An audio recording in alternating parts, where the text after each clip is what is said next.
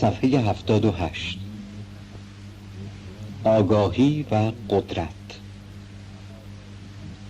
افراد یا سازمان‌هایی که جوانان ورزیده و قدرتمندی را در اختیار دارند و به آنها امر و نهی می‌کنند و از قدرت و تواناییشان به نفع خود استفاده می‌کنند، طبعاً از قدرت بیشتری برخوردارند و آن قدرت بدنی، جسمی و عضلانی نیست.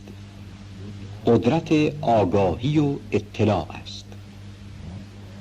آنها می‌دانند که کجا و چگونه و چقدر از افراد متعدد و در چه راهی استفاده کنند. وقتی دولت و حکومت را از عناصر قدرت اجتماعی می‌دانیم، یعنی افرادی که از قوانین، مقررات حکومتی و از روابط افراد و نیازهای جامعه و از مجموعه عناصری که در یک حکومت وجود دارد اطلاع بیشتری دارند و بهتر می‌توانند از آن عناصر استفاده کنند، صاحب قدرت و مقام و منصب شده و با استفاده از علم و اطلاع خود و به نسبت دانشی که در این زمینه دارند، بخشی از قدرت یک جامعه را در اختیار می‌گیرند و همینطور از قدرت اقتصادی. اساساً موفقیت در زمینه مسائل اقتصادی و مالی منوط و مربوط به میزان اطلاع و آگاهی یک فرد از روابط اقتصادی و نیازهای جامعه و فعل و انفعالات مالی و ضعف و قوت منابع مالی است. هر کس در این زمینه‌ها اطلاعات بیشتری داشته باشد موفق‌تر است و ثروتمندتر می شود و قدرت اقتصادی زیادتری تحصیل می کند. کسی که بداند چه موقع چه باید بخرد تا چگونه با فروش آن سود بیشتری ببرد، همین اطلاع موجب ثروت و قدرت مالی او می شود. ایضاً در زمینه رهبری مردم و به دست آوردن قدرت اجتماعی، کسی که دقیق‌تر مردم را می‌شناسد و حساسیت‌های آنها را می‌داند و بهتر می‌تواند از این خصوصیات در موقع مناسب استفاده کند، کم کم مورد علاقه و توجه مردم قرار می‌گیرد و صاحب قدرت اجتماعی و رهبری می‌شود. اطلاع از روحیات فردی افراد و روانشناسی آنان و آگاهی از مناسبات و روابط اجتماعی و روابط جامعه شناسی موجب می شود که از جریان عمومی حرکت مردم و نیازهای آنها اطلاع به دست آید و استفاده از این اطلاع در رهبری آنان ضروری است. امروز اساس قدرت‌های بزرگ نیز بر اطلاعات نهاده شده و هر کشوری که بتواند اطلاعات بیشتر در همه زمینه‌های سیاسی، اقتصادی، نظامی جمع آوری کند و مورد استفاده قرار دهد، از قدرت بیشتری برخوردار می شود. ارزش کامپیوتر فقط همین جمع آوری اطلاعات و سرعت در محاسبه هاست. یا کار جاسوسی چه به وسیله افراد و چه از طریق ابزارهایی چون قمر مصنوعی، دقیقاً تلاش برای به دست آوردن اطلاعاتی است که دستیابی بدانها موجب احاطه و سلطه می شود. پیشرفت‌های تکنیکی و علمی در زمینه‌های نظامی و هسته‌ای و صنعتی و پزشکی و زیستشناسی و شیمی هم که روشن و واضح است که موجب قدرت برتر می شود. از مجموعه مطالب گفته شده، این قاعده و دستور کلی و عملی را می توان به دست آورد که اگر کسی در رویاها و آرزوهای خیش برای آیندهش شهرت، قدرت، مقام، ثروت، محبوبیت و یا هر بهره دیگری را تصویر می کند، به همه آنها می تواند برسد به شرط آنکه ابزار آن را تهیه کند و آن ابزار علم و اطلاع است. هر کس هر تصویر خیالی در هر زمینه‌ای برای خود ترسیم کرده است می تواند به آن دست یابد، مگر مواردی که اساساً و منطقاً غیر ممکن است، به شرط آنکه از طریق علمی و همراه با اطلاع و آگاهی از همه جوانب کار باشد. البته اراده نیرومند و استقامت در کار و تداوم نیز برای موفقیت ضروری است.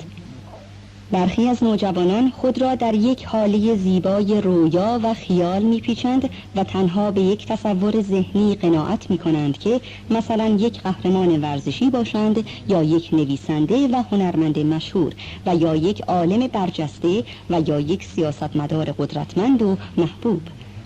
اما عموماً فکر نمی کنند که چگونه میتوان به این ایدئال رسید. اگر واقعاً در دل کسی این عشق و آرزو باشد که به چه مقامات عالی اخلاقی، علمی و اجتماعی دست بیابد و با تصمیم و اراده محکم و خلل ناپذیر پا به میدان بگذارد و با تجهیز علمی و کسب اطلاعات و معلومات به سوی مقصود خیش بشتابد، بی تردید موفق و پیروز می شود و رویا و خیال و آرزوی او به واقعیت و حقیقت بدل می شود. نکته‌ای که تاکنون به آن اشاره نکرده ایم و ضروری است که مورد توجه قرار گیرد، آن که طبعاً هیچ کس به قدرت و شهرت و محبوبیت اگر ناپایدار و موقت باشد علاقه ای ندارد. یعنی همه افراد در همه امیدها و آرزوهایشان این تبصره ضمنی را هم اضافه کردند که آن تصویر ایدئال و محبوب آیندهشان مداوم و همیشگی و جاودانه باشد. اگر کسی در آرزوی رسیدن به مقام علمی برجسته است، می‌خواهد که وقتی به آن رسید برای سالهای متمادی همانطور بماند و اگر شهرت و قدرت و ثروت ایدئال اوست، می‌خواهد که اینها با دوام و طولانی باشد و دستخوش حوادث روزگار نگردند. این آرزو آنقدر عمیق و اساسی است که در تمام قصه هایی که بر اساس همین آرزوها در میان همه ملل و در طول تاریخ رایج است، در پایان قصه صحنه اینگونه تصویر می شود که بله، آنها به آرزوهای خود رسیدند و سالیان دراز خوب و خوش زندگی کردند. برای عده زیادی از مردم شهرت یک آرزوست. آنها می‌خواهند مشهور شوند. بدون اینکه بررسی کنیم و ببینیم آیا این آرزو اصلاً درست هست یا نه، توجه کنیم که شهرت ممکن است از راه‌های مختلفی به دست بیاید. مثلا رسیدن به مقام قهرمانی جهان در فلان رشته ورزشی موجب شهرت می شود. اما آیا پایدار هم هست؟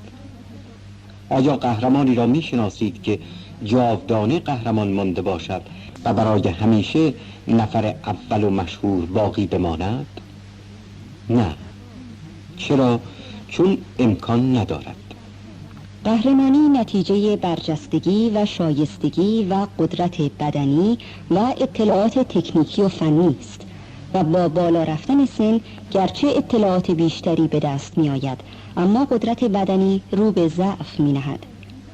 گذشته از این که تکنیک ها و فنون جدید هم برای قهرمانان تازه وارد شانس توفیق بیشتری می سازد و به هر حال امکان ندارد که قهرمانی برای همیشه قهرمان باقی بماند. اما اگر قهرمانی در کنار برجستگی ورزشی شایستگی دیگری هم داشته باشد که پایدارتر و ماندنی‌تر باشد، آن وقت یک قهرمان جاودان می شود، مثل تختی. ارزش و ماندگاری تختی و شهرت و محبوبیتش از آن جهت بود که در کنار قدرت بدنی و آگاهی فنی و صلاحیت ورزشی انسانی آزاده و مبارز و متواضع و والا بود. همین گونه است هنرمندی که از هنر ارزشمندی برخوردار است ولی در عین حال از ارزش‌های انسانی و الهی هم بهره‌مند است، در مقایسه با هنرمند دیگری که از نظر هنری و فنی در همان سطح است ولی فردی منحط و زشت اخلاق و فاسد است.